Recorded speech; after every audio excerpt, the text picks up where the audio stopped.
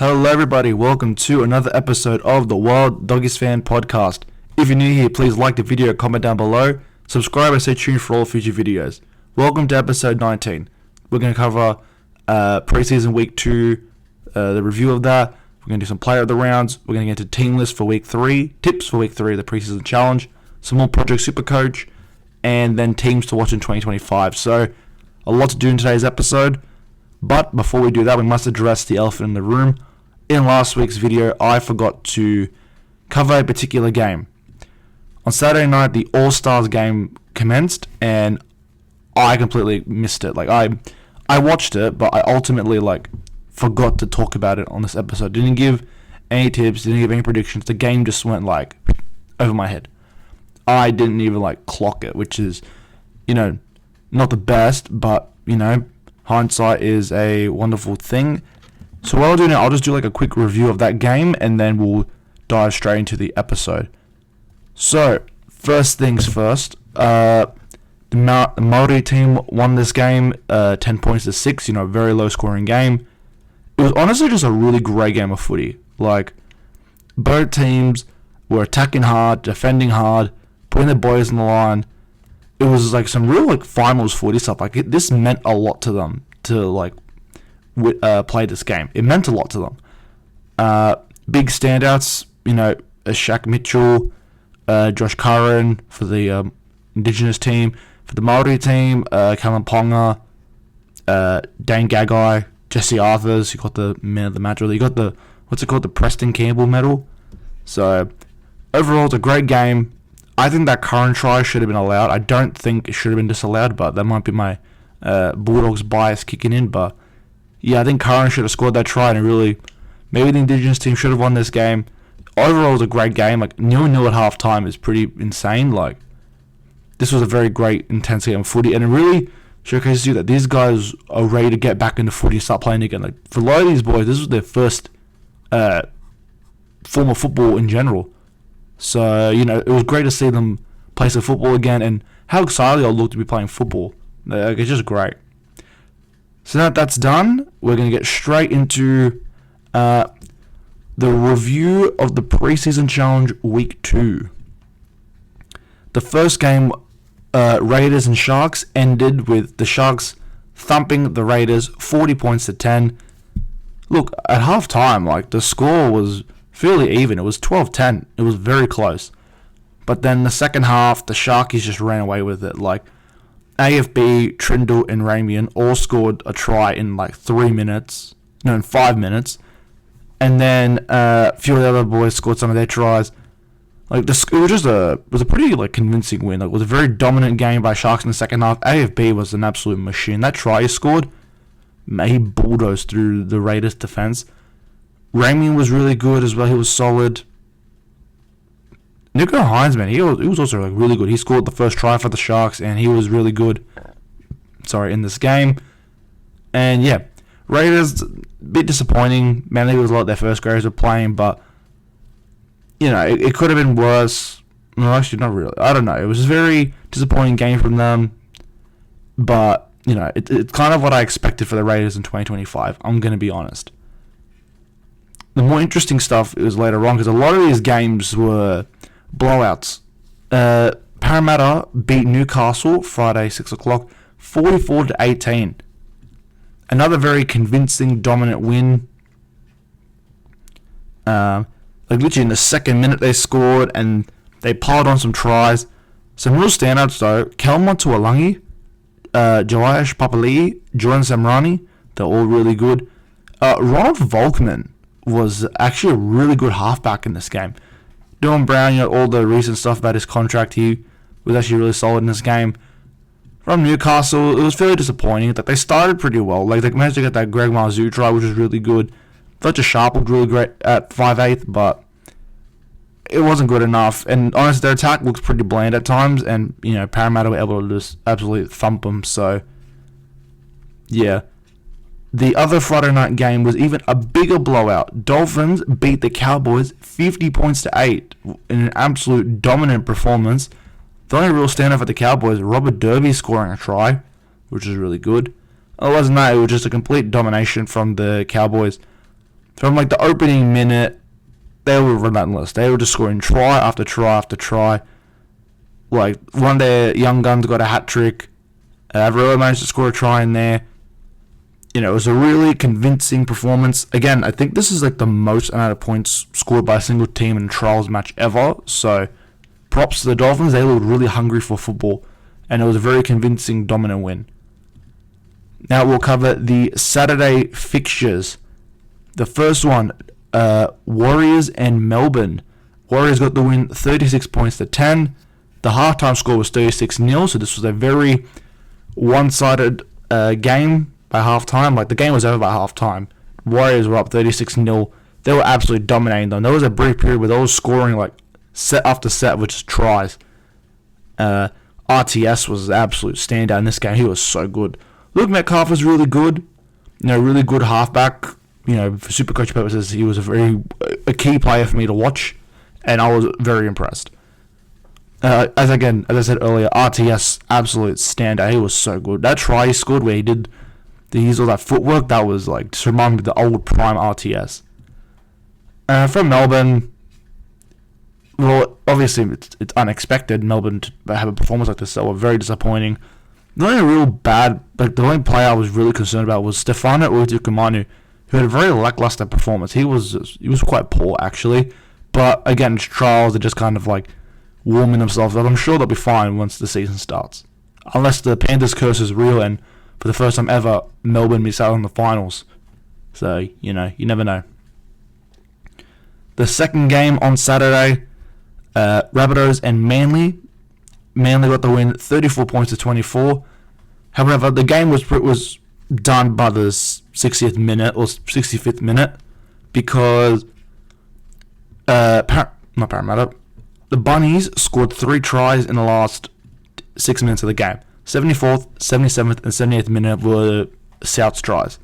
So the game was pretty much over. They just kind of decided to click into gear at the very end of the game, and it was pretty much over by then. Manly put their foot off the accelerator. They were just relaxing. They won. They didn't care. So, don't be too shocked by the scoreline. Like, it should have been a lot lower, realistically. Disappointing from Souths, but they got bigger issues to worry about currently, with all the news coming out today at the time of recording. On to the first game on Sunday, Broncos and Titans. Broncos got the win 50 points to 12, another 50 point scoring game, both by the Queensland teams, which is very interesting. It was a very good performance. I'll be honest, I didn't watch most of this game because I was making my journey down to Cogra for the next game, or for the next two games. But from what I was able to see, Dean Mariner was really good. Corey Pakes, he was also solid. It was a very dominant performance again, especially considering this was majority of the Titans' first grade squad was actually playing in this game. A lot of concerns. Like, that is quite concerning. So, Titans fans, be very, very worried. I'm going to say that from now. The second game on Sunday, the Bulldogs versus the Tigers. Doggies get their first win of 2025 and beat the Tigers 20 points to 14. And what was one of the only games that ended close. It was a close game. It was a really good game. Like, it was my first live football match of 2025. I was very excited. I was very happy to finally see the Bulldogs playing some football again. I don't care if it was our juniors. I was just happy to see football again. And for the most part, we were really good. A lot of loose ball play, though. Like, it was quite clunky at times. But again, you got to expect that. They're juniors, and they're just warming their bodies back up to football again. But they got their first win. I was very happy. A fair few standouts in this match. Jack Todd, Rataru Rinakama, Jonathan Sewer, Cassius Tia, they were all so good. I was so impressed with them. I was a bit concerned with Tom Amone, like that one try that he let in, his back turn, he was kind of gassed. Again, he's still making transitioning properly over from Super League. He's not going to be perfect on game one. Let's give it time. Tigers, though, again, this is what you expect from the Tigers, right? I didn't expect much of a fight. Heath Mason was really good for them, though, and Solomona, Fatape, they were probably their two standouts, and go figure, they were their only try scorers. Alex Lob, though, he was disappointing. He could have converted so many more of those tries. It was very, very funny, because we were right in front of him. He was kicking. The last game for the Preseason Challenge Week 2, the Dragons and the Roosters. The Dragons get their win 26 points to 8.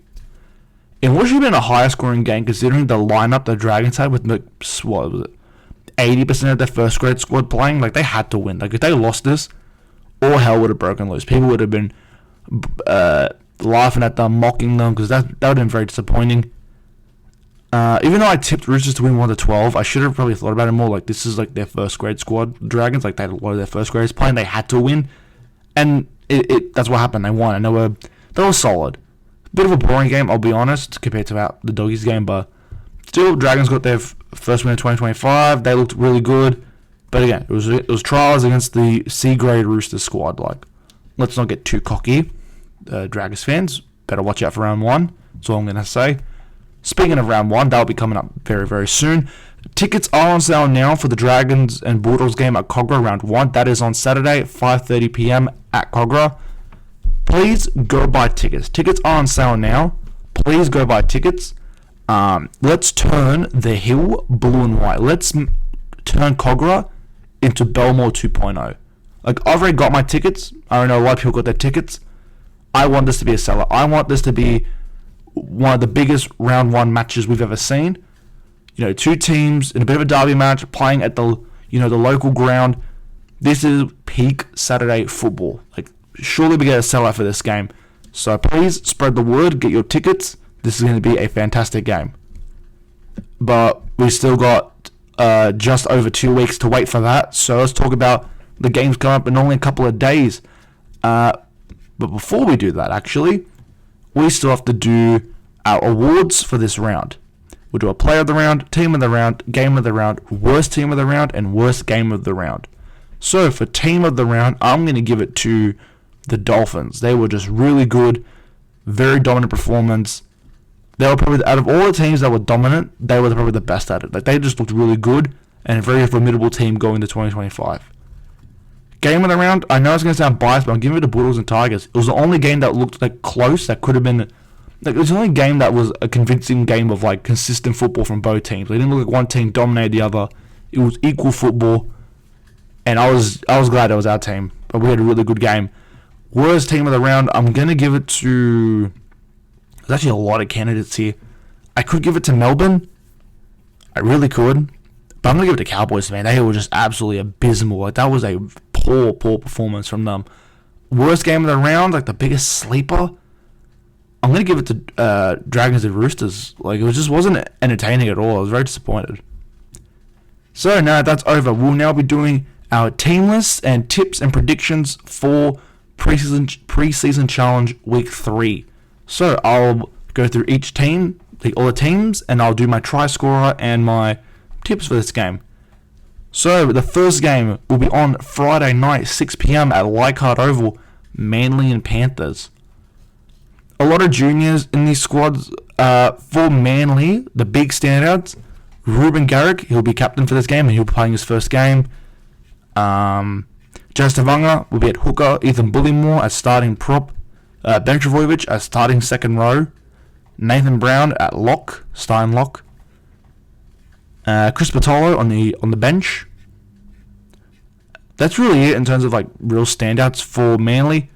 For the Penrith Panthers, this is like their C team. Like, by this point, everyone's already gone to Vegas. So like, really, realistically, there's no one in this squad that like a recognizable name that like people are gonna know. That's like a major game changer. It's all quite literally their C team. I think it's probably like Jersey Flegg, Harold Matts, maybe a few New South Wales Cup players. Like, the really only big one I know is Sonny Luke at 5'8". That's really it. So in terms of tips, I'm going Manly 13+. I just think this is going to be an absolute domination from Manly. I'm going to be honest. But again, it's Panthers C team. I would expect that. For anytime try score, I think the experience of Ruben Garrick is going to get him over the line. He's going to out-muscle them. I feel like he's going to go in for a try in this game. The other Leichhardt game, there's a doubleheader at Leichhardt Oval. The Tigers at Parramatta Eels. This is a Spoon Bowl rematch. For the Tigers, it's fairly the same. There's Adam Dewey this time is now at halfback. We now got Terrell May starting prop for the first time. Alex Seyfarth is the captain after he just re-signed. Alex Twilight starting lock. Royce Hunt on the bench, same as Jack Bird. So pretty much all their new signings are here except for, the big one, Jerome Luai. For the Parramatta Eels, Isaiah Ayongi remains at fullback. Zach Lomax will get a starting Parramatta game. He'll be playing at centre, so he got his wish. Royal Volkman remains at halfback. No Dylan Brown this week. Kelma Tuolangi remains at starting second row. Bryce Cartwright's on the reserve. Joash Papali, Josh Adokar, the Fox, is also named on the interchange on the bench. He'll probably play for a little bit for the first time for Parramatta. For this one, I'm going to go Parramatta 1-12. It's going to be very close. I'm going to go Kelma Tuolangi to go over for a try. I feel like he's going to score. He was really great last week. And yeah. Actually, you know what? I'm just thinking about it. I didn't do a player of the round for Preseason Challenge week 3. For week 2. Well, I'll say it from now. Jack Todd from the Bulldogs, remember his name. I feel like he will debut at some point this year. He was absolutely outstanding. I'm actually going to quickly pull up his stats now. And because he was probably our best player. Actually, he was our best player on the field and against the Tigers. He was the best player for this week 2 of Preseason Challenge. So I'll pull up his stats now. So Jack Todd had scored 1 try. He had 2 line breaks, 8 tackle breaks, 13 run meters, 143 run meters, and 25 tackles. Those run meters is key to here. This is a prop, big boy. The way he was running, making those line breaks, and the way he scored that try, he was just running amok around them when he was on the field. He was absolutely outstanding and a very strong performance, and he is my player of the round. Alright, back to week 3 of the Preseason Challenge tips and predictions. So yeah, I've already done Manly and Panthers, Tigers, and Parramatta. I think Manly win 13+, Parramatta win 1-12. Ruben Garrick and Kelma Tuolangi each score a try. On to the Saturday games. This will be at Glen Willow Oval in Mudgee. This is, I believe, the Charity Shield match. Dragons and the Rabbitohs. So, this needs to be updated here, but I'll do the Dragons first. Gutho is a fullback. Actually, it's the same as last week. Few more first graders this time, but otherwise than that, it's pretty much the same. Cookie at lock. Jaden Sewer at second row. It's pretty much this is actually their first grade team. This is probably the team that will be facing the Bulldogs come round 1. Minus a few changes here and there. For the Rabbitohs, they've got Latrell Mitchell fullback, but obviously with all the news today of him going for the hamstring scans and him being ruled out for this game, Jai Gray will take his spot at fullback. Jack Wyden at centre, Tyrone Munro on the wing. Lewis Dodd remains at halfback, so he's probably the lock for halfback. Sean Kempe, Peter Mamazalis at hooker still. Keon Kolomatangi at second row. Jamie Humphries on the interchange. There's no real changes here. I was gonna go South 13+ here, but I think looking at the squad and that difference, I'm actually gonna go Dragons, and I'm gonna go 1-12. I did have Latrell Mitchell as anytime try scorer, but obviously he's not playing. So for anytime try scorer, I'm gonna go Valentine Holmes. I think his experience will get him over the line. I'm just marking that down now. Valentine Holmes. He will score a try in this game, and Dragons will win 1-12. Alright, moving on to the second game on Saturday. This is another doubleheader, actually. Bulldogs and Broncos will be playing at KO Stadium, Redcliffe. For the Broncos, their first grade squad has been named, majority of it. Reece Walsh at fullback, Selwyn Cobbo and Jesse Arthurs on the wings. Tony Staggs and Jihamat Shibaski as centre. I believe someone else will take his place come round 1. Ben Hunt and Adam Reynolds in the halves. Paddy Carrigan and Payne Haas on the forwards. Corey Pakes at hooker, so they still haven't really decided on the hooker yet. I don't believe he'll be the starting hooker. Jordan Ricky and Kobe Hetherington at second row and lock. Interchange, Jock Madden's there. That's really it. On to the Bulldogs. This is what they've named as for their squad. So Connor Tracy will be at fullback. Blake Wilson and Marcelo Montoya on the wings. No Karaz. Unfortunately, the Lebanese international himself, he has suffered a back injury. He hasn't trained much this preseason, which is very concerning.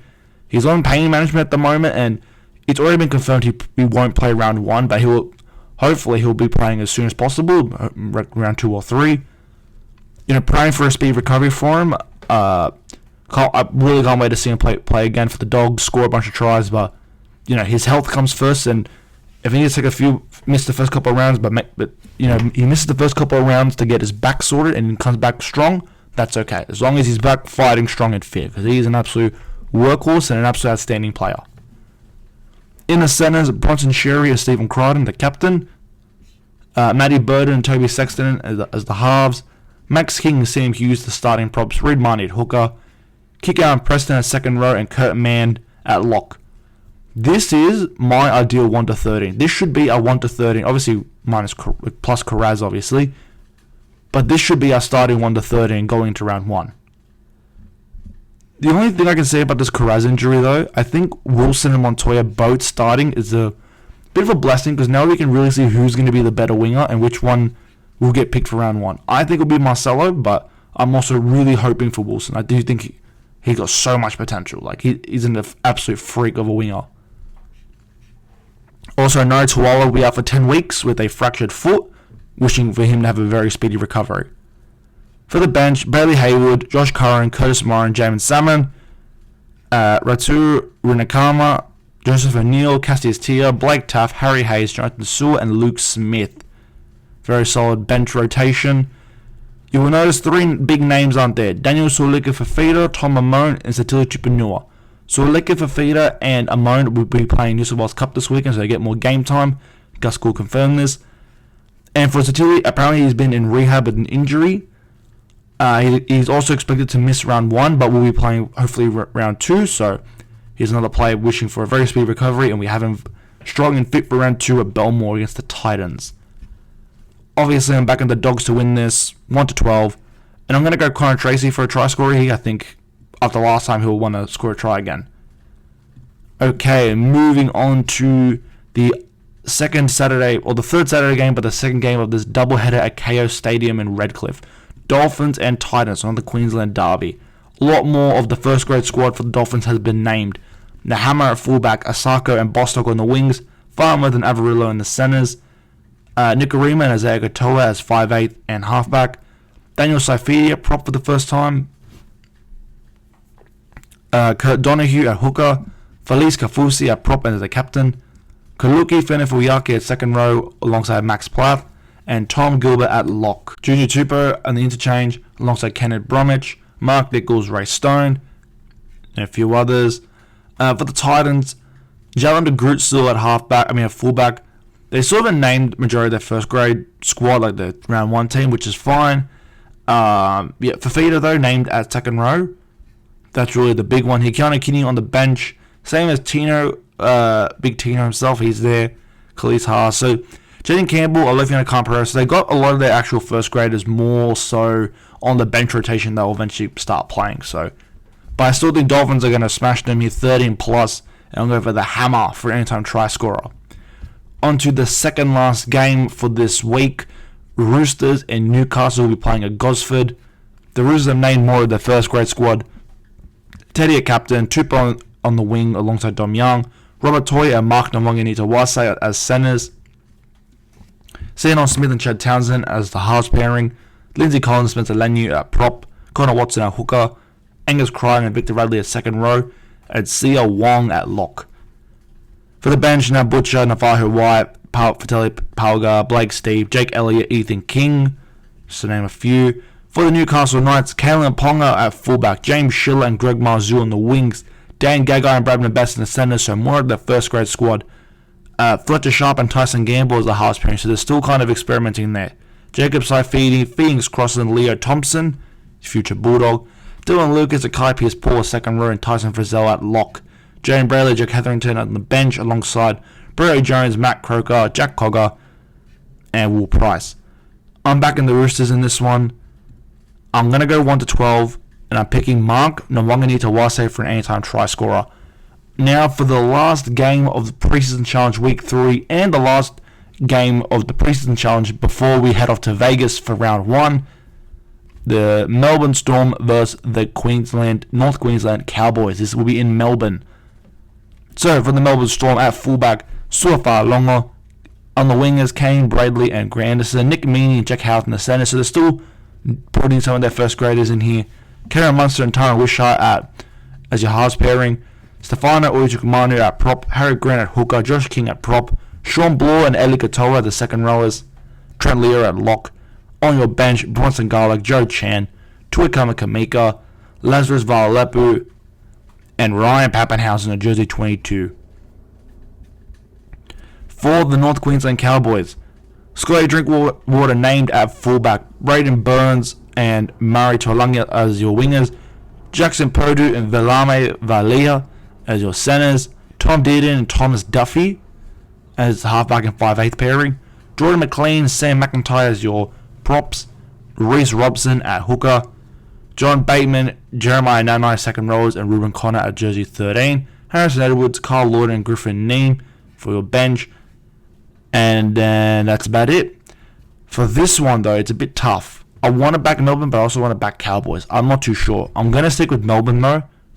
1 to 12, and I'll go Su'a-Fa'alogo for anytime try scorer.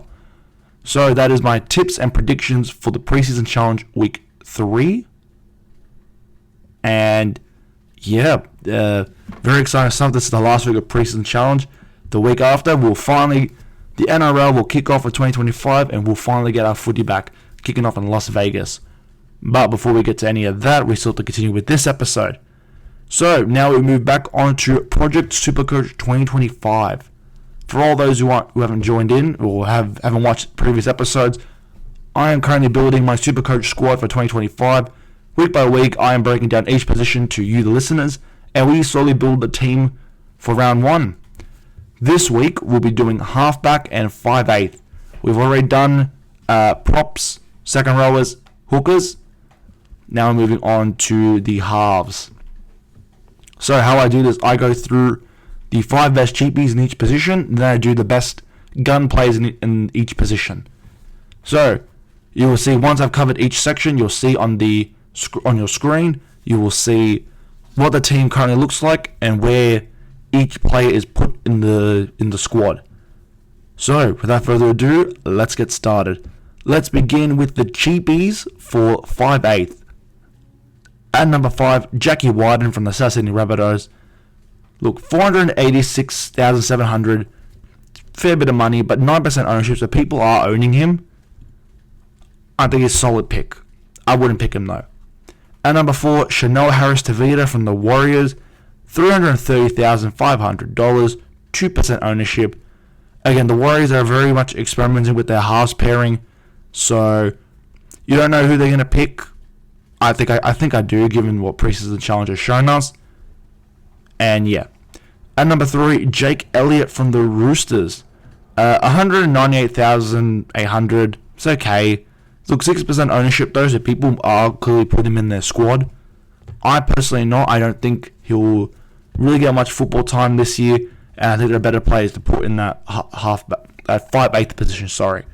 At number 2, Tanner Boyd from the Warriors, $329,600, 9% ownership. Again, he's another good pick. It depends on who the Warriors want to pick for round 1. However, I think the number 1 pick for the 5/8 position will be the Warriors halfback, but he's also got that dual 5/8 position. I've pretty much given it away. But at number 1, Luke Metcalf from the Warriors, $443,000, 38% ownership, which will probably go up as the weeks progress. I think he's an absolute essential must for your team. He's an absolute gun cheapie. You put him in your squad, you're bound to make cash. He's going to want to fill up that halfback position for SJ. He has had a fair few injuries, so I know people have their concerns. But I think if he can seriously put together a good season, injury-free, he's going to absolutely kill it and be an absolute cash cow. So for me, Luke Metcalf is my number 1 5/8 cheapie. Now we'll do best gun 5/8 to put in your squad. There's 8 of them for this. There's 8 of them for this position. At number 8, Dylan Brown of the Parramatta Eels, $651,800, 11% ownership. He's a good pick. If you've got him in your squad, fair play. I think he's a bit too expensive, especially in a squad where if Mitch Moses goes down, his money goes down, and he does not perform, neither does Parramatta.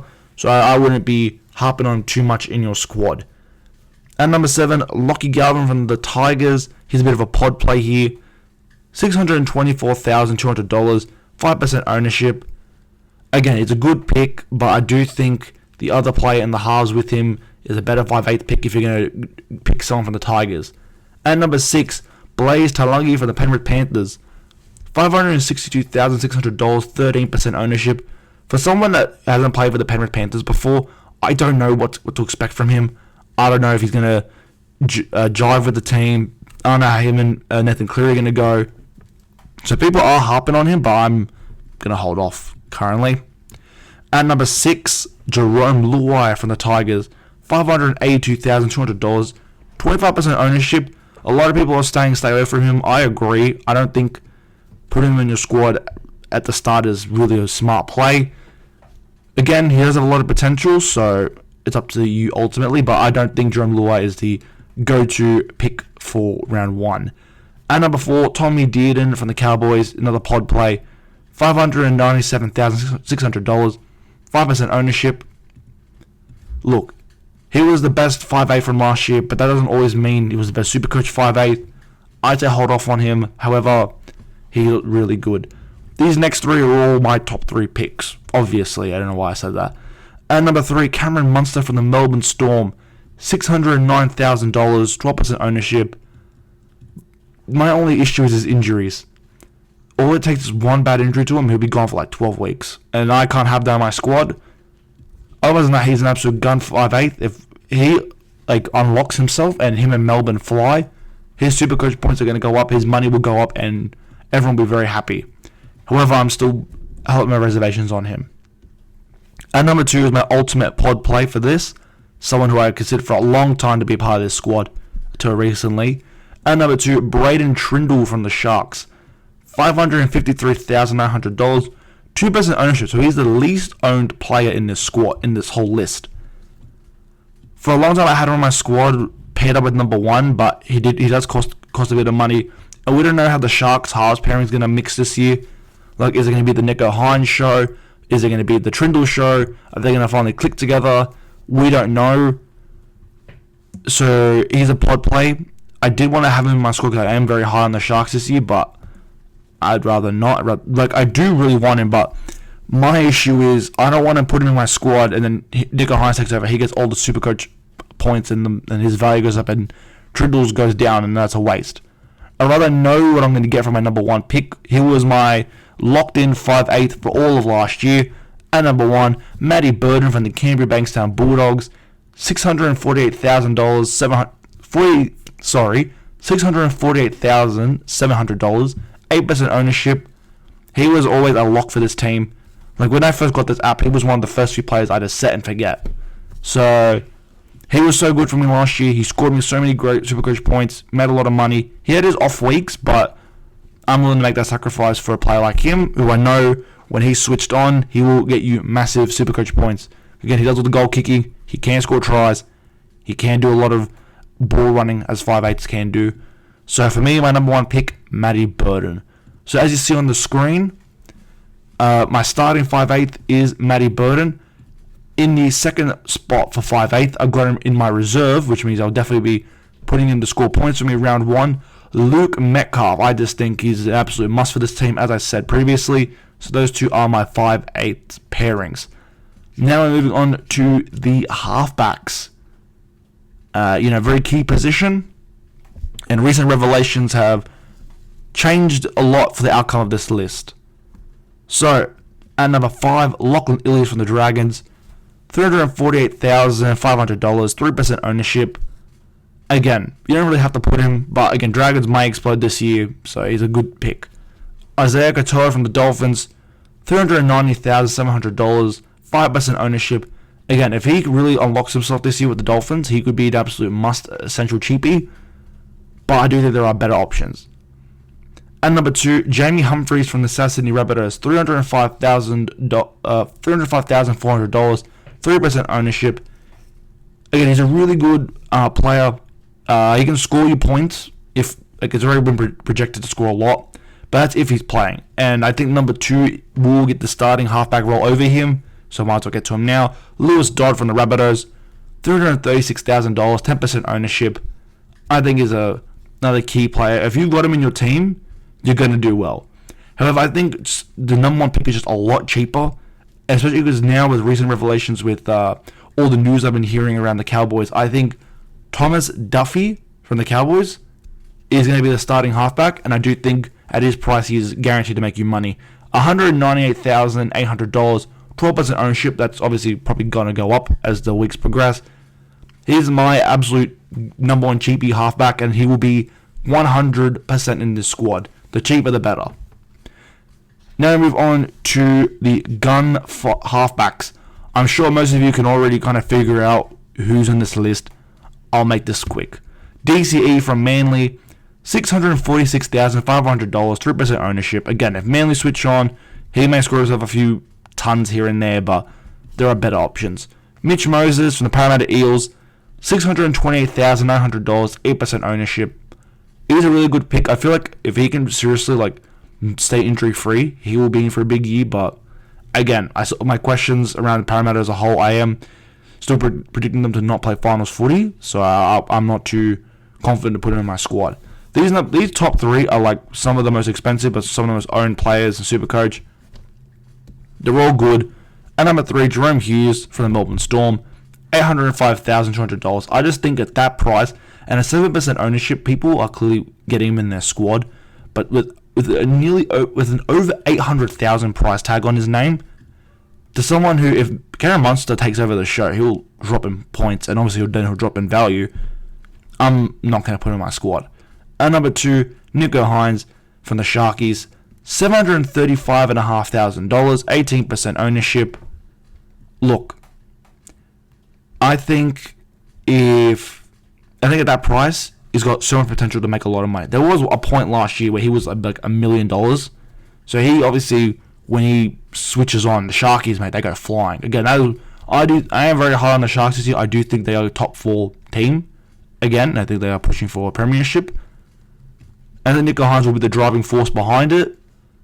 But I do think that the number 1 pick is an absolute must for obvious reasons. Number 1, Nathan Cleary from the Penrith Panthers, $811,500, $46% ownership. He's like the second or third most owned player for obvious reasons, and he will be my absolute must for this squad. Again, it's Nathan Cleary. Need I say more? It's Nathan Cleary. He'll score you points like there's no tomorrow when he's obviously not injured. He's not injured. If he says injury free, an absolute must. So my plan is to put Nathan Cleary as my starting halfback. So if something does happen to him, Nico Hines will be my immediate replacement for a cheaper price, obviously. So as you'll see on the screen, you'll see Nathan Cleary as my starting halfback and Thomas Duffy on the bench. I think that makes a great pairing. You've got one of the most expensive players with one of the cheapest players. Both have got high ownership. You're bound to make money from them. So that is a wrap to this week's episode of Project SuperCoach 2025. Very quick one today because there isn't a lot. In terms of mainly 5'8", there's not a lot of depth. And same with halfbacks. Realistically, you're only really going to put Jerome Hughes, Nico Hines, or Nathan Cleary as your halfback. And for 5'8", there aren't many picks, so it's hard to really do too much of an analysis into them because there's not much to cover. But that will only mean next week will be even better. Next week will be probably the longest segment for Project SuperCoach 2025. We'll be doing the fullback and the CT dub positions, the 2 most popular picks in terms of point scoring players. And we'll be doing the flex position as well, who I'll be putting as my flex position player. So tune in for that next week. That'll be the biggest Project SuperCoach 2025 segment. And you'll also then, at the end of that, get my full SuperCoach team reveal going into round 1 of 2025. Alright, we only have one more segment now before we wrap up this episode. We will now be doing the teams to watch in 2025. I'm going to list a couple of teams. I'm going to give my reasons why I think they are absolute must teams to watch in season 2025. Alright, so we'll start with the Dolphins. It's their first year without Wayne Bennett and their first year under Christian Wolf. I want to see how they go. A lot of people think they're going to perform poorly. Some people think they're going to perform very well. I'm in the middle ground. I just don't know. Again, if they can stay consistent with how the last couple of years they've started their seasons very well. If they can just stay consistent, mate, they'll be a top 8 team easily. But if they do like the last couple of years where they start off so strong and then their fitness declines and they fall off and then they drop out of the 8, it may be catastrophic for them this year in particular. Then we've got the Parramatta Eels, first year owner Jason Riles, a couple of new signings, particularly Zach Lomax and the Fox. Again, if Moses and Lomax click, they'll be an unstoppable force. But the only thing is, I just wonder how the defense is going to go. They were one of the most poorly defensive teams and one of the weakest teams in terms of like generating attack. Like they just, besides a couple of games that were pretty poor.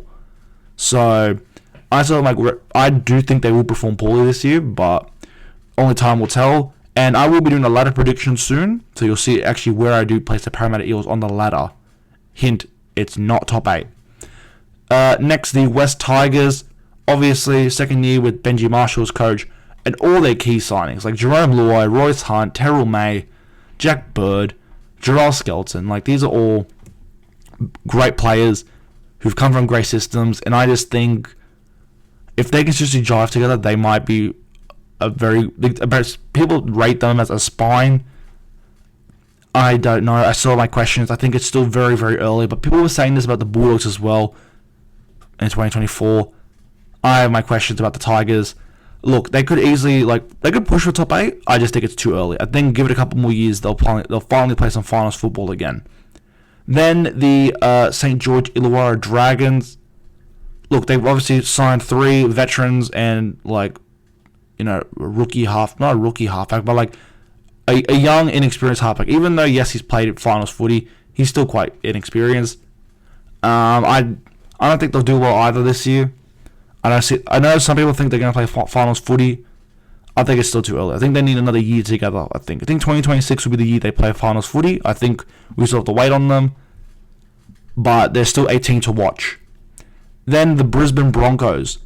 Look, it's their first year with Matt Maguire as coach. They've signed Ben Hunt.